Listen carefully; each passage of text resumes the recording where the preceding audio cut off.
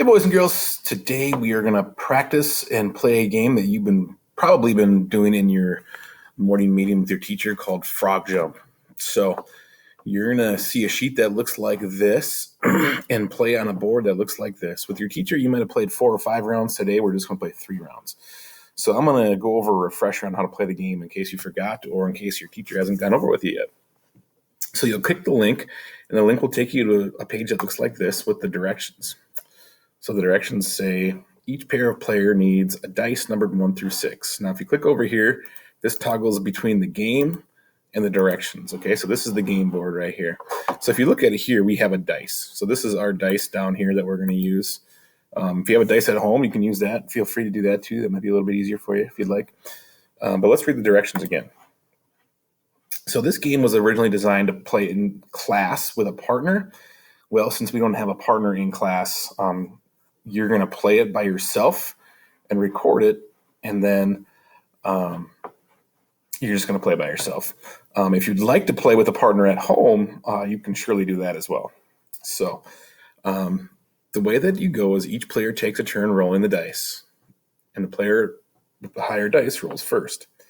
The first player rolls the die twice and records the roll. So when you do it, you're going to roll the die twice. Okay, so the first one, we're going to write, let's see, right here.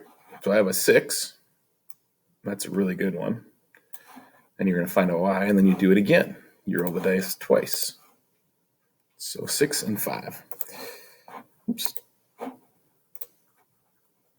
So 6 jumps of 5. So that means this frog is going to start at 0, and he's going to do 6 jumps. And every jump that he does, he's going to move 5 spots in the number line. So if you think about it, 0, 1, 2, 3, 4, 5. And every one of these little lumps counts as a jump. So this is 1. And then I need to do another jump of 5. 1, 2, 3, 4, 5. That gets me to 10. That's my second jump. Then I do another jump of 5. 1, 2, 3, 4, 5. That gets me to 15. Then I do another jump of 5. 1, 2, 3, 4, 5. That gets me to 20. All right, how many jumps am I on? 1, 2, 3, 4. I need to do one more. I'm sorry, I need to get 2 more because I need to do 6 jumps. 1, 2, 3, 4, 5. That's my 5th jump, and my last jump is my 6th jump. Let's see where that gets me. 1, 2, 3, 4, 5. Wow. So I got all the way to 30. So I think I will land on 30. Now, if you're extra good, that means you got 30 points there. That's really good. If you're extra good, you can write this as a multiplication equation. And the way you do that is simply just take the 6 and the 5 like you did here, but put a multiplication in between it. So do 6 and a 5. Right? Just put a times in between them. So that means 6 jumps of 5. And then where you put your answer, or your score, 30, that's actually the answer. So you can write 6 times 5 equals 30. Okay, and then we're going to keep playing round 2, round 3, and then at the end, you add up all of your scores from the 3. So right here, I'm going to put 30 as my first score, and then I'm going to add the next one, and then the next one here. Okay, so let's do it again. So 2 jumps of 1. Ooh, that's not a very good one. So I do 2 jumps, 1 and 2. So the jumps were just jumps of 1, and they're only 2. So I think I will land on 2.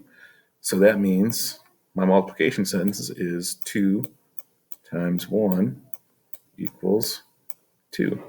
Now that's not very good. So I take this 2 and I put it down here as my product. So 30 plus 2. I got one more to go, and then the final score will be my score. So let's do round 3. I'm going to roll my dice again. So 3.